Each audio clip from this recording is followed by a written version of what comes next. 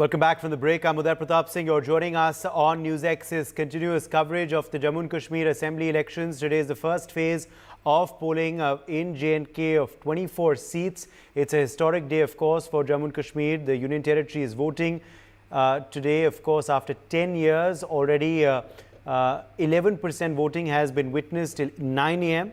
as long lines are being seen in all 24 constituencies, including previously sensitive areas like Doda, Pulwama, Kulgam, Anantnag and Kishtwar. Voters are freely exercising their right and talking about issues, be it unity amongst communities, unemployment, price rise and governance. While Prime Minister Modi has encouraged voters to come out in record numbers, Omar Abdullah too has expressed his happiness on the voter turnout. Well, joining us now live from on ground is Mahima Kataria. She's live from Pampore in Pulwama. Mahima, how is the voter turnout there in the constituency where you are standing, and what are the main issues that voters are speaking to you about?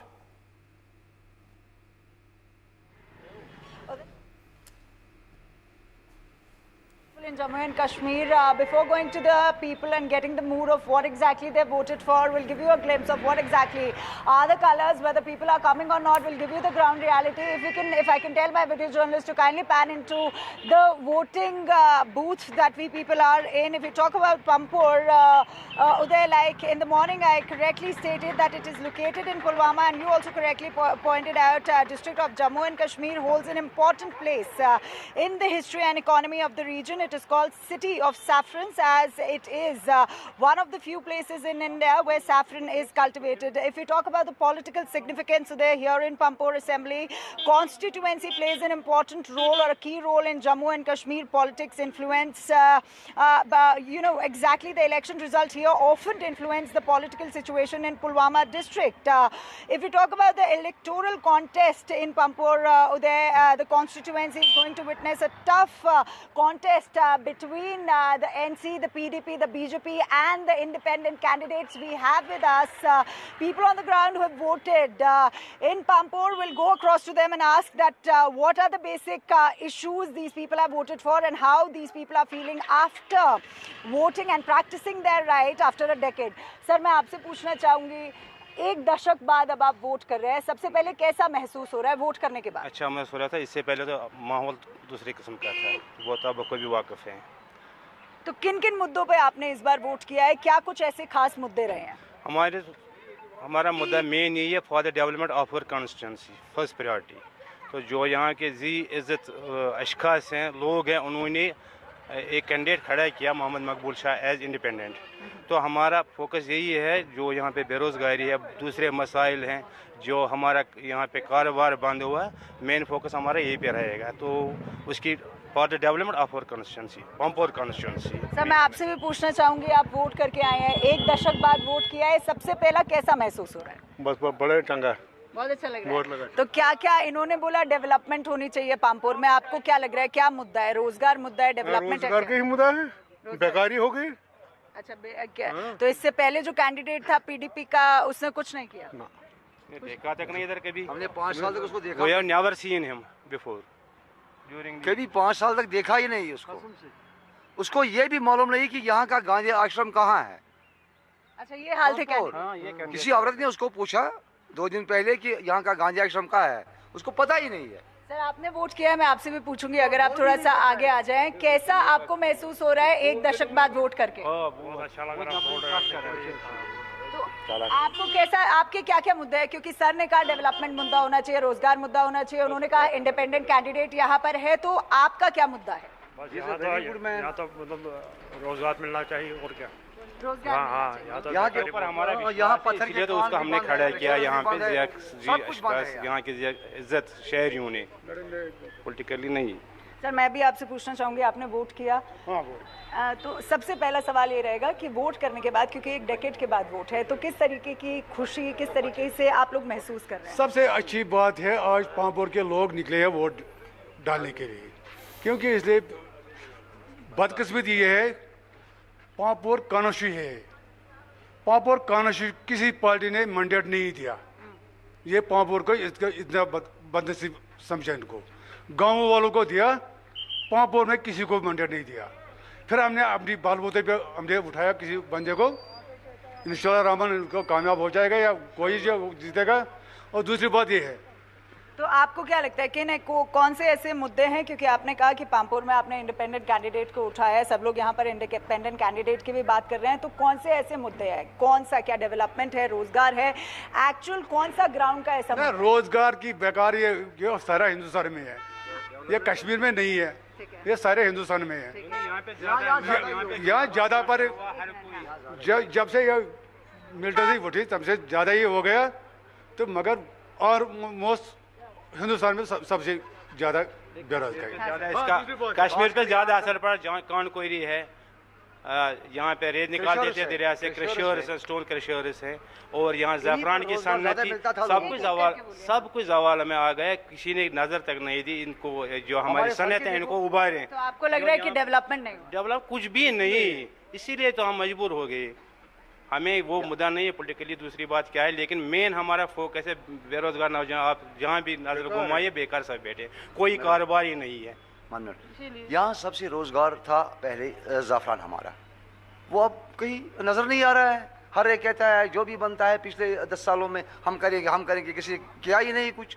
हमारे सड़कें देखो, हमारे बाकी चीज देखो, कुछ भी नहीं है, ना हुआ है। Uday, so you can clearly see that the people have come out definitely to vote here, but they have certainly different issues, be it the development issue that has not been done in the Pampur.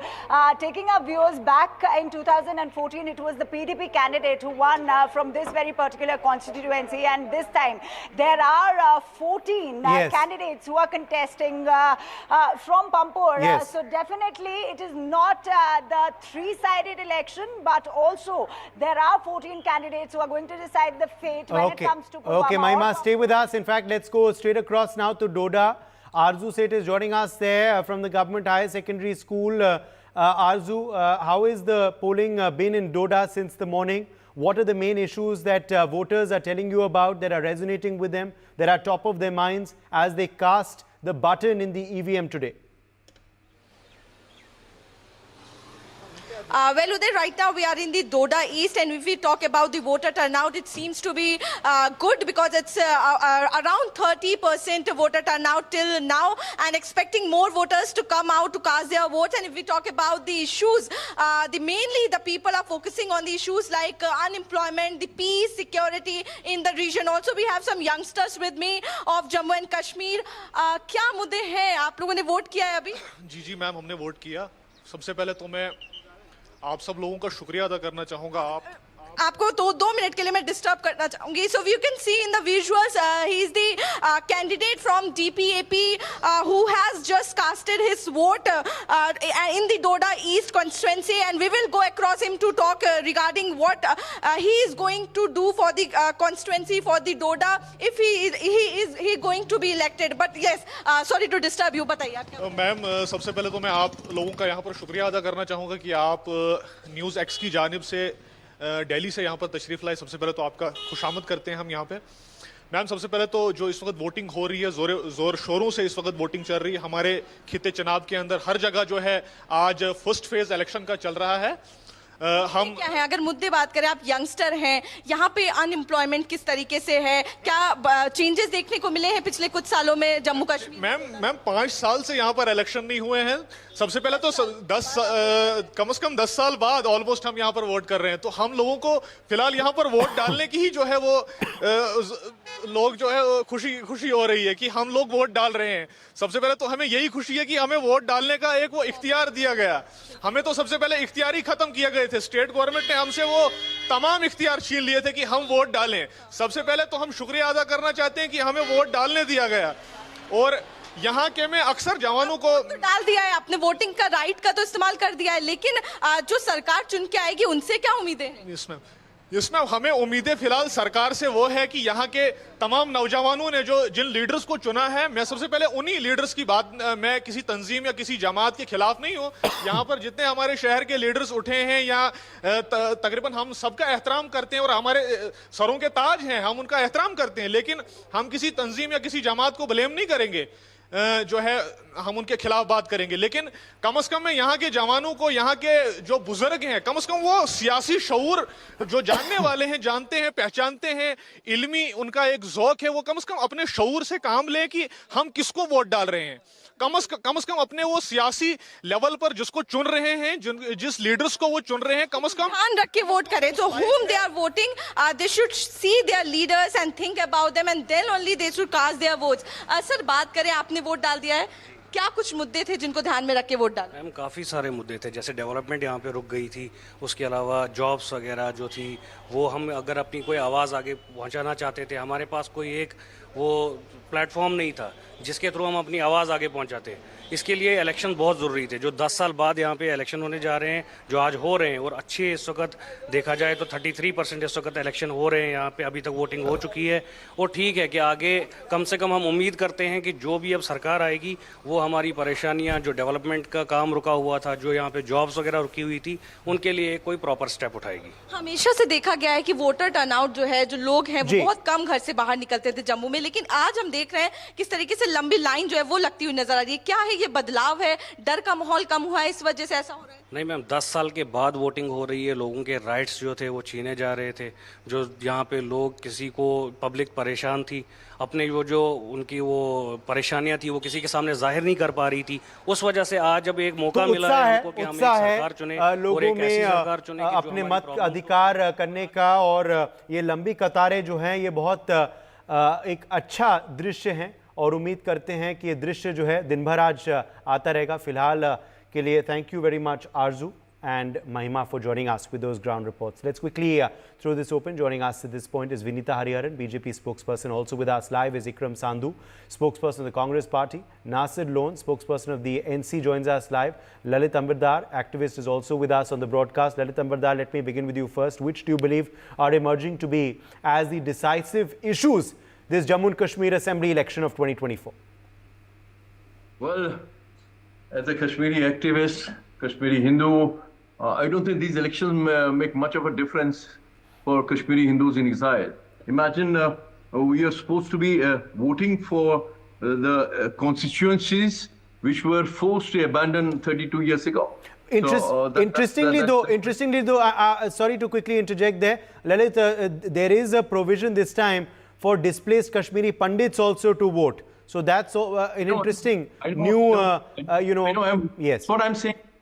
The displaced Kashmiri Pandits who have got their votes transferred to their original constituencies in Kashmir are today voting for the constituencies which they were forced to flee 35 years ago when Kashmir Jihad inflicted them genocide on them. That's they're living in exile in Jammu, Delhi, Bombay, wherever they are, but they're voting for constituencies back home in the valley. That's very ironic. Though, as far as the election is concerned, at this moment of time, I think my personal opinion, as far as I understand, I follow the jihad conflict globally, I don't think it was the right time to do it. 5th August 2019 began the process of dismantling that ecosystem that enabled Kashmir Jihad to flourish. That was Article 370. So that has been done. It was a momentous day. But I think more need to be done because we know Kashmir Jihad is active. South Kashmir, south of Pir Panjal and north of Pir Panjal. Don't forget, it's not Jammu region they are targeting. They are targeting the National Highway 19 NH44, which is a lifeline to Kashmir. That is on their target. So we need to understand we are doing elections, and the kind of acrimony, kind of toxicity that you see in the campaigning in Kashmir. Farooq Abdullah is talking about Nizami Mustafa. He's accusing his opponents that you wanted a Nizami Mustafa. The opponents have not yet spoken about Nizami Mustafa. Farooq Abdullah is reminding them that you are talking about Nizami Mustafa. You talked about Azadi. And then he's also accusing them that you are representatives of a party here to divide the Muslim vote. That means the Muslim has come in, Nizami Mustafa has come in, and Azadi has come in. And who has done it? Mainstream Islamic. So in response, every political party, every candidate is trying to consolidate his support in the name of Article 370. Now, I just want to know if they want to revive Article 370, they have a constitutional right to demand it. But can you imagine if they pass a resolution in the assembly of J&K assembly that we want to restore Article 370, even the kind of toxicity you see there, they can even say raise the Stones of Azadi. In fact, Farooq Abdullah's party has asked for greater autonomy. The resolution was passed in the J&K assembly. And in overall, I think political process at this stage, when Kashmir Jihad is alive, no doubt there's a very tight security grid prevailing in Kashmir. Thumbs up for that. But is that sustainable forever? For that, we have to dismantle. We have to contain Kashmir Jihad to an extent that it becomes manageable. That's very important. I don't see that's happening at this stage. Right. Therefore, yeah. Okay. Vinita Hariharan, let me quickly get you in here. Vinita Hariharan, a steady trickle of voters, of course. Good voter turnout as well this morning. What do you attribute that to?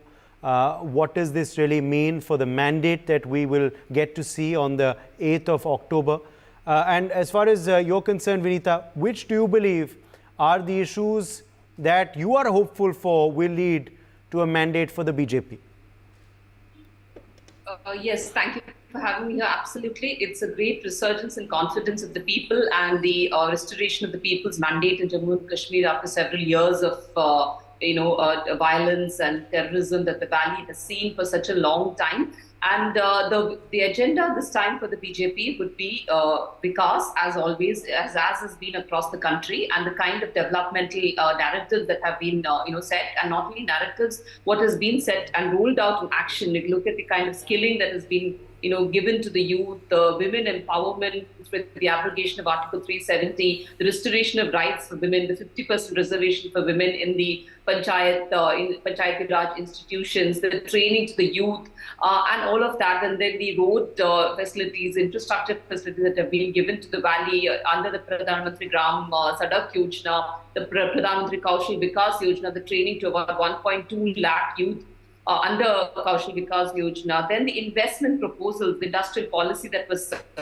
brought in 21, which allocated about 28,000 crore over the next 15 years, promising employment to 4.5 lakh youth in Jammu and Kashmir. And it has already seen 30,000 crore worth investments coming into Jammu and Kashmir. And also the tourism inflow, about 18.5 million tourists we saw in 2022, which shows the restoration of confidence in the tourists that the valley is again safe for tourism. So I think it's a great moment in Jammu and Kashmir, restoration of the pride of Jammu and Kashmir, restoration of peace, restoration of safety for the women and the youth, and most importantly, restoration of democratic governance in the valley. I think that would be the agenda on which we are going to get an absolute majority in Jammu and Kashmir, and let it be that let the best party win, because this is for the safety of Jammu and Kashmir. This is for the new Jammu and Kashmir that we are going to see after the radical transformations that have happened since 2019, after abrogation of 370, and all of the other transformational measures that the government of the day has done for Jammu and Kashmir. Yes, Ikram Sandhu of the Congress, let me quickly draw you in here. You can, of course, respond to Vinita's assertions. But Ikram Sandhu, as far as you're concerned as well, there have been interestingly attacks on your party for your alliance with the National Conference and association of your party with the issues that they have been, raising in this election. BJP has been targeting you on that in Haryana and in other states of the country as well. But do you believe this alliance is going to reap dividends for you in the long run in the Union Territory and nationally? Good morning to all. We have a long-time alliance with NC, and the BJP should not do that. I'll hunt with the hounds and run with the hare. They themselves have had long association with the NC. Mr. Omar Abdullah has been a minister in Atal Bihari Vajpayee's government. They had a tie-up with PDP when Mehbooba Mufti was the CM. So, when we do it, it is right. But if somebody else does it, it is harakari. You cannot have that kind of attitude. We have a tie-up with NC. There are certain issues on which we concur. There are certain issues on which we do not concur. When we come to government, there will be a common minimum program. And on that common minimum program, the government will be run. We are very clear about that. What we are talking about is for 90% of the issues, there's concurrence. What does the government have to do? The government has to take care of its subjects. The people of J&K are in distress. For the last 10 years, they did not have a voice. The government that will come to power on 8th of October will give a voice to the people of Jammu and Kashmir. Statehood is a requirement. It is the first time in our history that a state has been downgraded.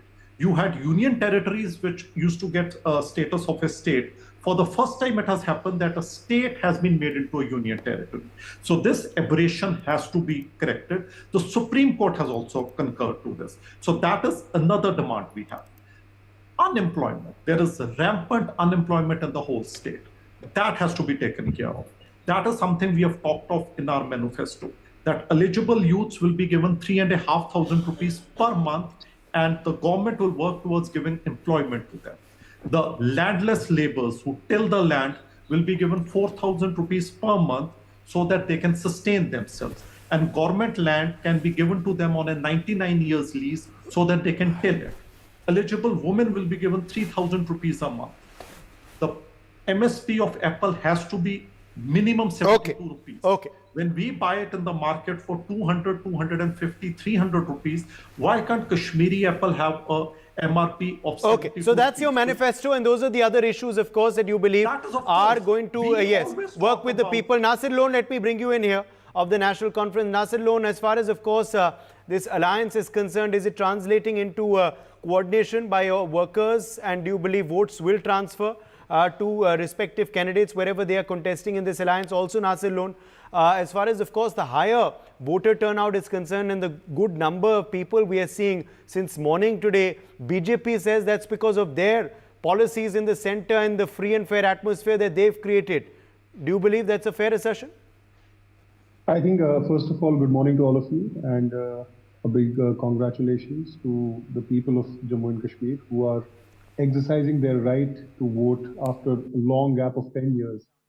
And when you talk about the higher voter turnout, I think it's also because of the kind of misgovernance that has been there in the state of UT of Jammu and Kashmir in the past 10 years, where BJP has been directly and indirectly ruling the UT of J&K for the past 10 years. And especially after the decisions that were thrust upon us on the 5th of August 2019, this is the first time where people are coming out and showing their resentment to that humiliation, and where we were downgraded to a UT, the special status was taken from us. So I think I'm very positive about the higher voter turnout, and I think it's going to be a vote in favor of the India Alliance. Whereas as far as the Congress is concerned, we're going out, and the situation on the ground is that in the seats where we are fighting, Congress is supporting us, and in the seats where Congress is fighting, we are supporting them. And hopefully, we're looking forward to forming the government on the 8th of October after the results. Vinita Riyaran, you can respond. Yes, so as far as restoration of statehood is concerned, it's a solemn promise made by the Modi government, and that would be done. And the kind of voter turnout and the kind of participation in the elections that we see amongst the public in Jammu and Kashmir, the excitement is palpable, and all of this is because of the restoration of confidence, because of the confidence building measures that we have undertaken, and there has to be a ecosystem for restoration of what we are working towards. I think the problem with the BJP has been that they have only been making promises for the past 10 years, and especially for the past 5 years. They have been because promising. I did not interrupt when you spoke, so I don't think you have the. No, I was asked to speak. I thought the anchor is asking my Tom. I don't think you can interrupt me when I speak. I did not interrupt you when you spoke. I was asked to speak. Okay, go ahead with your quick. Go ahead, Nasir Lone, with your quick intervention. I'll come back to you, Vinita. Yes. Yes. So what I was saying is BJP has only been making promises, false promises. They've been promising about 4 lakh jobs for the youth of J&K. The unemployment is at the highest, we have the highest rate of unemployment in the entire country. And in the past, BJP has been in power for the past 10 years in J&K.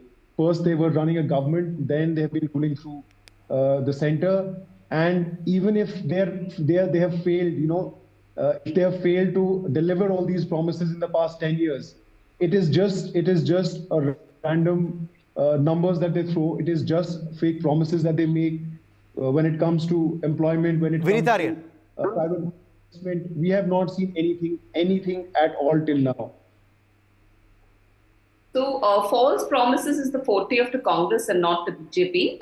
The kind of false promises that they have done in the elections in the past in Karnataka and elsewhere, where they have gone around saying that they would give free services, free that and free this, and that's the impact that it's had on the budgets. But what we do is we craft a very well balanced budget, which would not impact negatively on the budget, so that we have a sustainable budget for the public. And so that is how schemes are crafted. That's how subsidy programs are designed. And it's not about freebies. It's about welfare schemes, well-crafted welfare schemes that would give a balanced economic development to the country, which is, I think, beyond the understanding of Congress economists. I believe so. So BJP's developmental agenda is for the public of.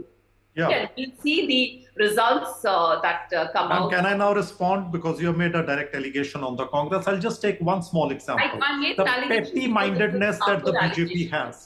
Let me just finish. The petty-mindedness that the BJP has. In Karnataka, I'll just take one example because she talked about Karnataka. We promised about free food. And do you know the pettiness of the Modi government? They did not let FCI give food grain, which was rotting in their godowns, to the Karnataka government. And we had to source it through other channels. And the promise that we had made to the people, we fulfilled it. So that is what it is. Congress gives a promise and it fulfills it. BJP sees to it because it doesn't want anything that is in the favor of the people. It just wants to make brownie points politically. So FCI was mandated that you cannot sell grains to the Karnataka government. You were giving it to other companies who are making ethanol out of it at a lower price than what Karnataka government was willing to buy it at. That is the pettiness. Okay, that's digressing a bit. Small side that the BJP has. Okay. Wrong interpretation of whatever has happened. And it's on the record. It is on record. The FCI, the state government made a request to FCI, and FCI said we cannot give it to you because we are not mandated to give this food grain to you. Ma'am, it is all on record. It is all on record. If you just check out, you will find it on record of FCI. Okay, Lalit Ambardar, I'll leave the last word to you. Do you see a clear mandate being given by the people of J&K? Or do you believe we could possibly see a hung assembly come the 8th of October with Jammu perhaps voting the BJP and Kashmir being split, with the NC, the PDP, and also now interestingly other entrants who are also gaining traction, including the AIP, other candidates supported by the Jamaat and other independents too? The only serendipity I see in this process is, as you rightly pointed out, Jammu, after so many years, we will begin the process of getting liberated from Kashmir-centric, Kashmir-related polity. I think that's a development, and I think they should get a statehood. They deserve it. Number two, you were talking about, look at this conversation that's happening across the party line. No one is talking about the genocide of Kashmiri Hindu. Can you imagine? Somebody was speaking about first time in India a state was reduced to a status of a union territory. Can you imagine? First time in independent India, a Hindu suffered genocide, community suffered genocide, aborigine Kashmiri Hindus genocide that happened in Kashmir. So Kashmir is not unique because it is a Muslim majority state. Kashmir is also unique because it's a Muslim majority state, and the minority Hindus were evicted from there. That's important. And none of them is talking about whether they should get justice. Nobody's talking about the rape and murder and mass murder. Can you imagine? Supposed to be voting those people and the collaborators. Okay, you're disappointed by that. Fair enough. Let's leave it at that. My thanks to all of our guests for joining us on this discussion. We've run out of time. Let's take a short break. We're back on the other side with lots more.